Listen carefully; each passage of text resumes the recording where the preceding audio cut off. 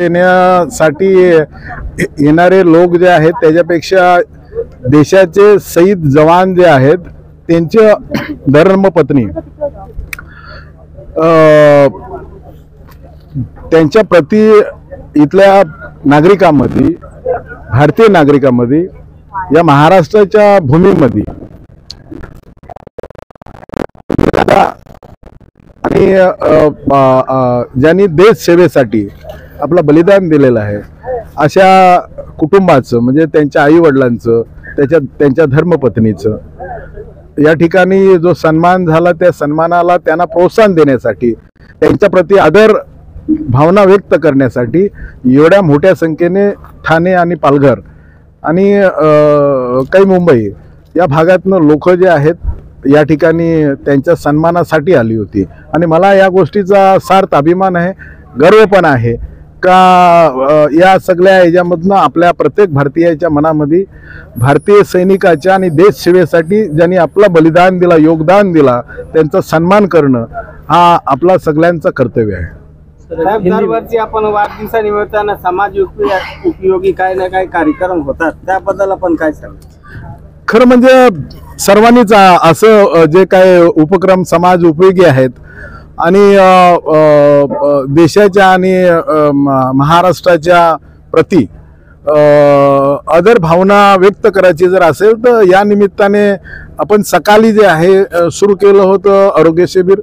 त्याच्यानंतर जे आहे कार्यक्रम जो होता त्या कार्यक्रमाच्या माध्यमातून अनेक वेअरहाऊसिंग मधले जे हजारो कर्मचारी जे जात असलेल्या रोहिणी ब्रिजचं उद्घाटन केलं. त्याच्यानंतर एक आईच्या नावाने चिंतामणी हॉस्पिटलनी सीता आई डायलिसिस सेंटर सुरू केलेलं आहे. त्याच्यानंतर आपण इथे ज्या मुली या ब्लॅक बेल्ट ज्या आहेत त्या मुली हायस्कूल आणि कॉलेजला जाऊन त्यांनी ज्या मुली शिकत आहेत तर त्यांना त्या स्वतःचं स्वसंरक्षण करण्यासाठीच कराटा आणि बॉक्सिंग हे दोन्हीचं ट्रेनिंग जे आहे सीताई संस्थेच्या माध्यमातून त्यांना संपूर्ण जिल्ह्यामध्ये दिलं जाणार आहे. तर मुलीला या सगळ्या ह्याच्यामध्ये स्वतः सुद्धा आपली प्रसंगाच्या वेळेला स्वतःची तयारी सुद्धा दोन हात करण्याची असायला पाहिजे, याच्यासाठीच तेही उपक्रम आपण या ठिकाणी केलं.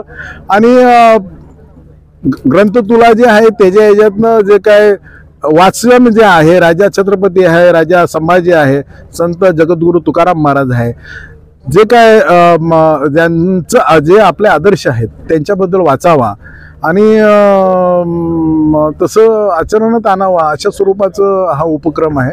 आणि मोठ्या संख्येने आलेल्या सगळ्या नागरिक आणि सर्व राजकीय पक्षाचे पदाधिकारी, महिला भगिनी, युवक सगळ्यांचं, पत्रकारांचं आणि सर्वांचं मनापासून मी धन्यवाद करतो आणि आभार मानतो. आमचं भाग्य आहे का एवढा प्रेम आणि एवढा जीवाला एवढी आपुलकी लोकांमध्ये आमच्याबद्दल आहे.